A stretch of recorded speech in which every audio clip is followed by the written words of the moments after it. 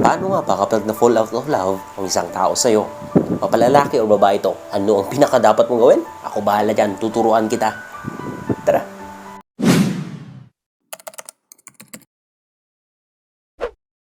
Anyway guys, gusto ko lang na malaman nyo ang ano ba talaga ang love, kasi baka yung feeling siya lang nawala sa'yo. And it is normal. Sa lahat po ng relationship, eventually habang tumatagal kayo, ay nawawala po yung excitement, yung feeling, but hindi po ibig sabihin na hindi kayo mahal ng partner nyo. If tinutuloy niya pa rin, if he continues to love you, to choose you, to care about you, and to provide for you, or blah blah blah blah, nawala lang yung excitement, ganon, it means he loves you. Because love is a choice. Especially kapag nakita na niya yung bad side or yung pinaka-worst na situation mo, worst na pagkatamo, tapos pinili niya pa rin mag-stay, pinili niya pa rin na alagaan ka, na mag-provide para sa'yo, it means mahal ka.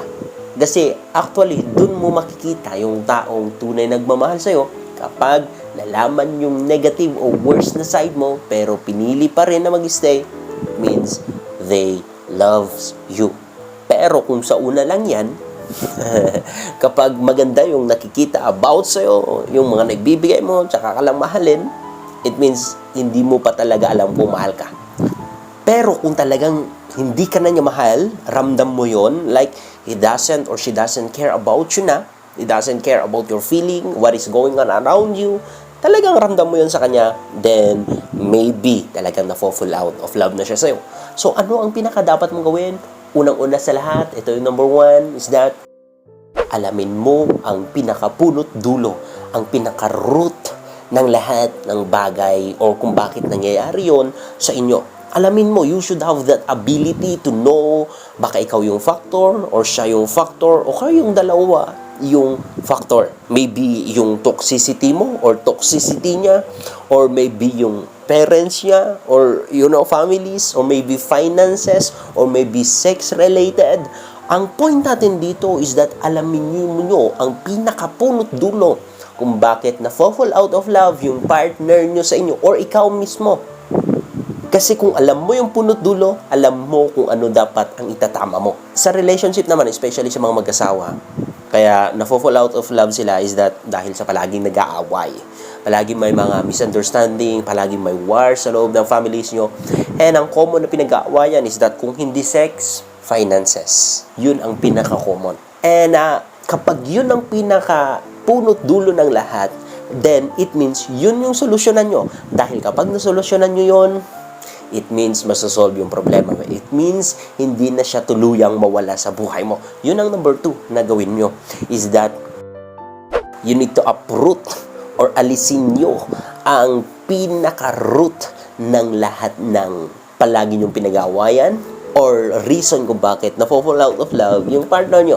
Dahil kapag na-uproot nyo yun, it means mamamatay. Ganun din naman yung halaman kapag inalis mo siya sa lupa, i-disconnect mo siya sa lupa, it means hindi na mamumunga, it means mamamatay. Ganun din, kapag alam nyo or nakita mo na ang problema, alisin nyo lang yon, solusyonan nyo lang yon, mamamatay yun, mawawala na yung bisa, mawawala na ang bisa kung bakit palagi ko nag-aaway.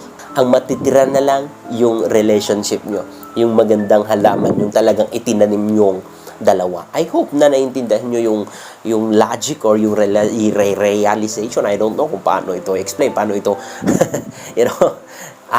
but my point here is that solusyonan nyo. Try to work it out. Both of you, dapat kayong dalawa. Kasi kung isa lang, dito na nagkakaproblema. Kaibigan, kung hindi nyo alam kung paano ito ayusin, simple lang. Go in your knees and pray and ask the Lord to give you wisdom. The Bible says, anyone who lacks wisdom, anyone who doesn't know what to do, ask Him because He knows what to do. Right now, kapag hindi mo alam, go and ask God and He will give you the answers. He will give you wisdom.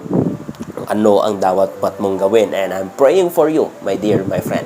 Father, in the name of Jesus Christ, give him or her wisdom in his or her situation right now. In Jesus' name. Amen. So, kapag ginawa mo yun, pinag-pray mo yung situation nyo, pinag-pray mo yung husband mo, yung partner mo, tapos wala pa rin or ayaw niya talaga, hindi na siya interesado na work out ang relationship nyo, hindi na siya interesado na bumalik sa'yo, kung bakit nagiging mas worse pa, then it is time na gawin nyo itong number 3, which is to leave your partner. Sometimes it is good to leave your partner para ma-realize niya yung value mo. Hindi ko sinasabing mag-divorce agad or annulment agad. Maybe some separation. And ito is last resort ha. Kapag hindi talaga may work out yung relationship nyo. Kapag in-try nyo talaga, trinay mo talaga, talagang wala talaga. Ang hirap. So ito, last resort talaga itong number 3. Is to leave. Kasi sometimes you don't need to force someone to love you. Dapat kusa nila yung ginagawa. Maybe they don't love you, na-fall out of love sila sa'yo kasi hindi na nila nakikita yung value mo. And it is not your responsibility to force someone to see your value. Hindi natin dapat ginagawa ang magbeg, ang magpakaawa, ang maghabol, ang magpakamatay para lang mahalin ka. If they love you, they will choose to love you. I hope na naiintindihan mo po, kaibigan. Sometimes absence make your heart ponder. Tama ba yun? Parang narinig ko minsan or nabasa ko, I don't know kung saan ko to. Pero may katotohanan yun. Yung absence ng presence mo, sometimes doon nila nare-realize yung value mo, yung halaga mo. And in that way, maaaring dyan yung way para bumalik sila sa'yo, para magka-interest na ayusin ang lahat. Okay? And itong number 4 actually is that bonus ko lang. If ever na nagkabalikan kayo, maybe may mga nagawash siya na sobrang sakit na para sa'yo. Maybe nang babae siya, maybe naganap siya ng panakibutas muna for the meantime, pleasure muna sa ibang tao, at and inamin naman niya sa'yo, may advise you to release forgiveness. May advise you na wag ibalik-balik yung pagkakamali niya. Okay po ba? Na wag ibalik-balik yung pain, yung nakaraan nyo. Trust me, this will help you para makamove on ng mas mabilis because there's no point na mag-stay kayo sa past nyo. Sometimes, our relationship is like a ship or a boat na kapag nakatali ka pa lang or kapag nakatali ka sa past mo, hindi yan mag-move. You need to release your past or yung tali para mag-move on kayo, para mas mabilis ang pag-move. Sino ba naman ang perfecto? No one is perfect. Pati ikaw may pagkakamali. Siya nagkamali.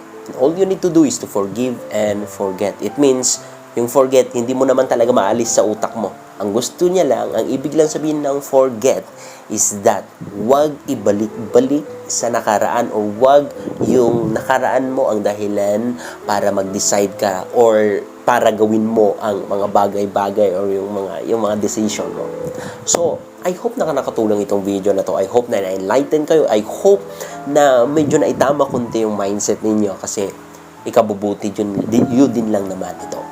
Salamat po sa like, share, and subscribe. Pakishare naman itong video na to. God bless.